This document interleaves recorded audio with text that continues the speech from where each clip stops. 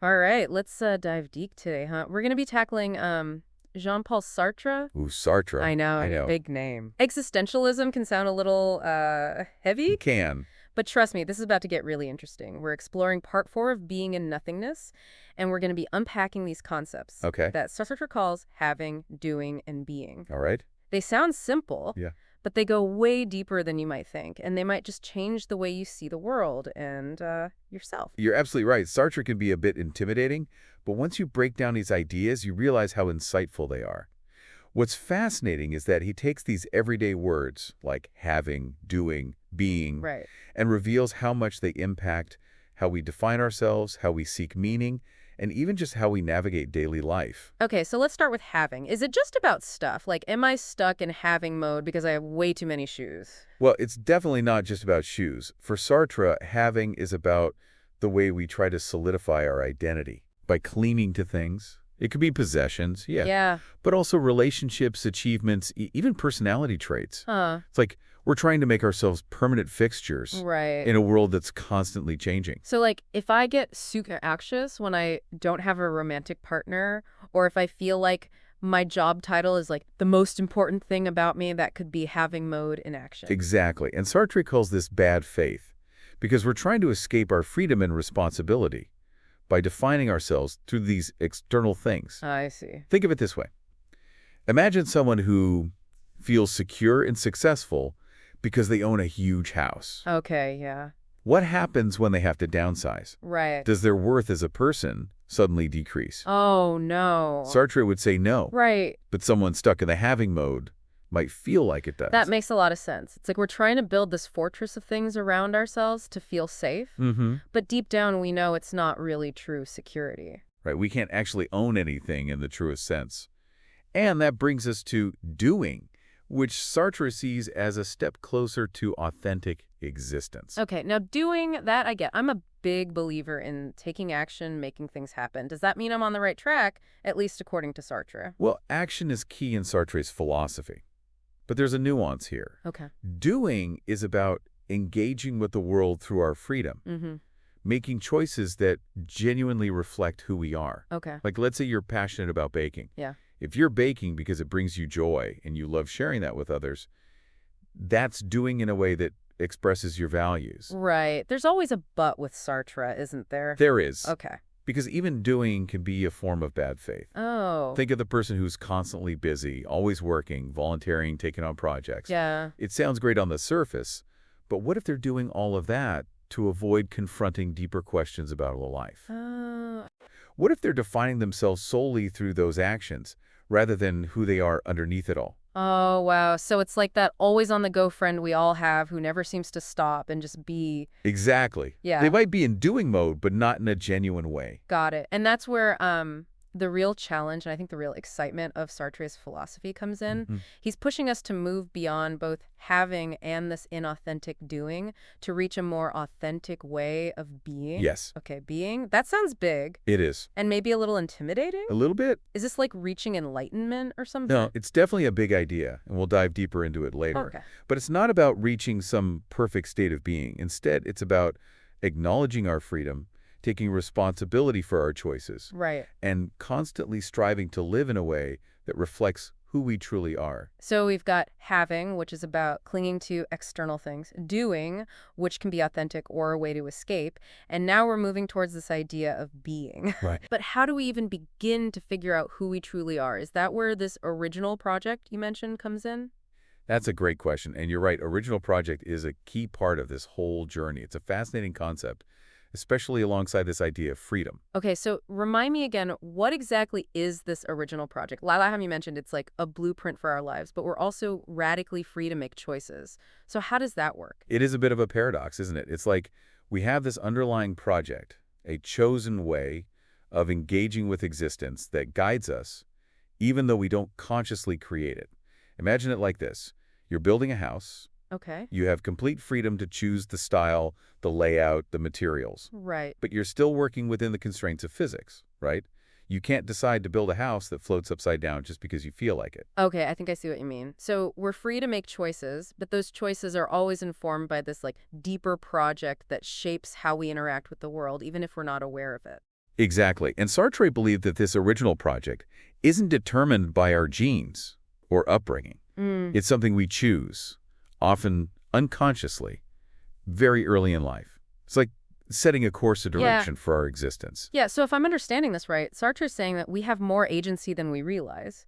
It's not just about reacting to the world, it's about actively choosing how we relate to it, even on subconscious level. That's a great way to put it. And this is where being comes into play. Okay. It's about becoming aware of those choices, taking ownership of our original project, and making sure it reflects who we truly are. But how do we even know what our original project is? Is it like a hidden treasure we have to go searching for? It can feel that way. Sartre suggested a process called existential psychoanalysis to uncover it. Okay. It's not about lying on a couch and talking about your childhood, though, Thank goodness. right? It's more about deeply examining your choices, your motivations, even recurring patterns in your life. Mm-hmm. It's like detective work, trying to piece together the clues that reveal this underlying project that's been guiding you all along. This is making me think a lot about all those times I've made decisions that seemed out of character or that went against what everyone expected. Right. Could those be clues to my original project? They absolutely could be. Those moments when you break free from expectations and follow your own internal compass, Right.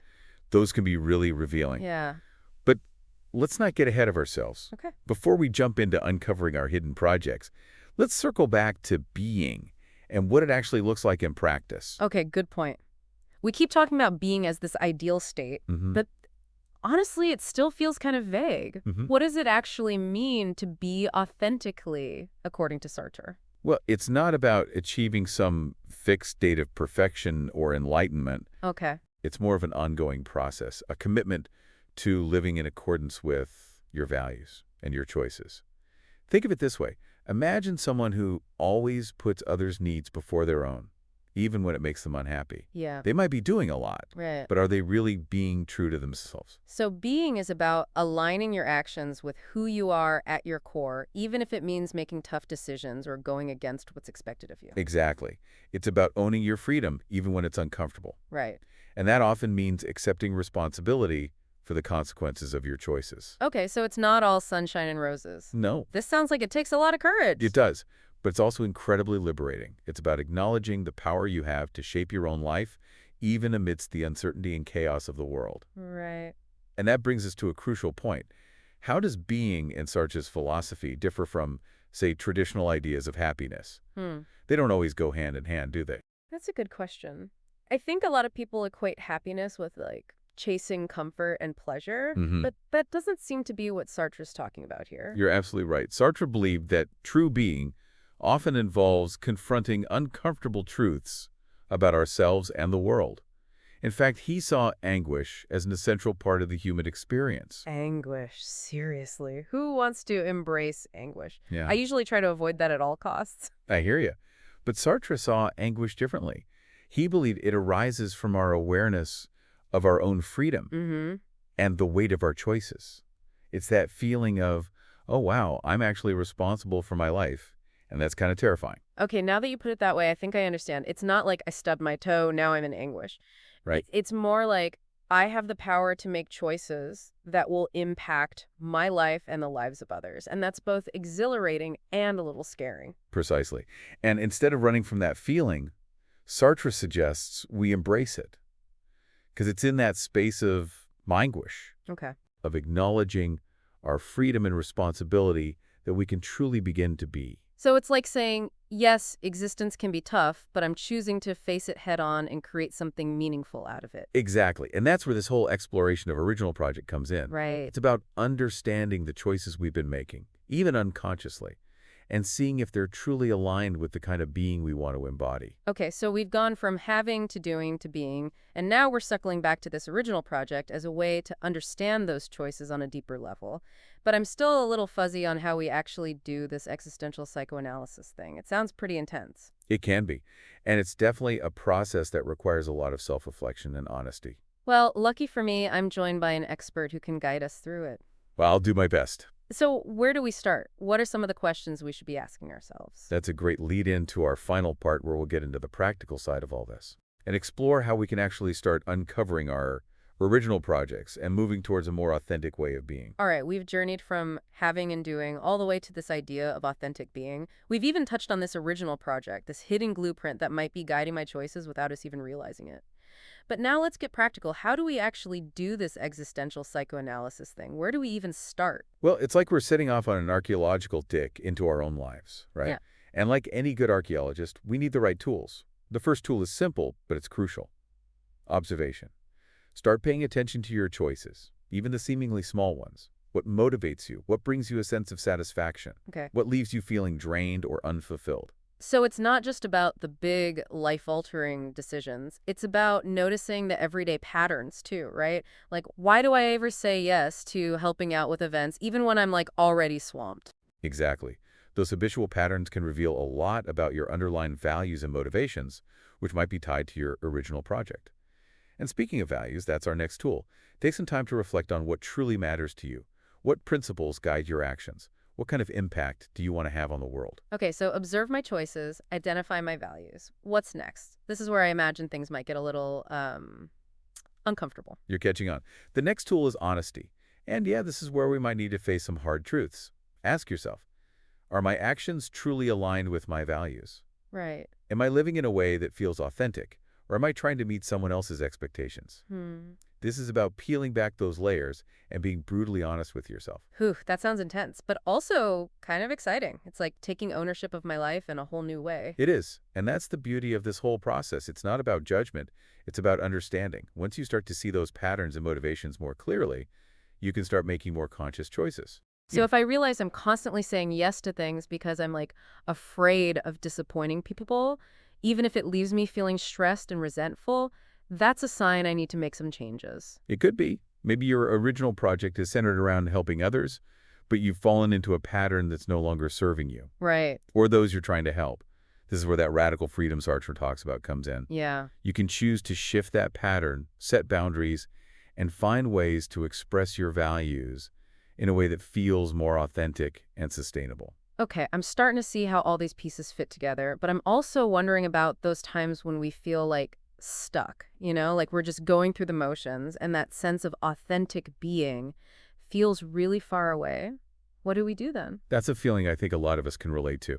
And remember, even Sartre acknowledged that being isn't some fixed state. It's an ongoing process, Right. a constant striving. When you feel stuck, sometimes the best thing you can do is shake things up. Okay. Try something new. Yeah. Step outside your comfort zone. Engage in activities that spark your curiosity and passion. So it's not about achieving some perfect state of being, but about like staying engaged in the process, even when it's messy and challenging. Exactly. And remember, this process of existential psychoanalysis isn't meant to be done in isolation. Right. Talking to a trusted friend, a therapist, or a mentor can provide valuable insights and support. Sometimes just voicing those questions and anxieties out loud can help you see things more clearly. Yeah, that's such an important point. We don't have to figure this all out on our own. So as we wrap up our deep dive into Sartre's philosophy, I'm curious, what's the one thing you hope our listeners take away from this exploration of having, doing, and being? Well, for me, it's the realization that we are not simply passive passengers on this journey of life. We have the power to choose, to create, and to shape our own destinies. It might not be easy, and it will definitely involve some discomfort and uncertainty, but it's in that space of radical freedom and responsibility that we can truly begin to live authentically. I love that. It's a reminder that even amidst the chaos and complexity of existence, we have agency. We can choose to be the authors in our own stories. And who knows, maybe by exploring our own original projects and embracing that freedom, we can even help write a new chapter in the human story, one that's marked by authenticity, courage, and a deep respect for ourselves and the world around us. What a beautiful thought. And to our listeners, we encourage you to continue this exploration. Read Sartre and talk to others, and most importantly, listen to that inner voice that's guiding you towards your own unique way of being. Thanks for joining us on this deep dive. Until next time, keep questioning, keep exploring, and keep becoming.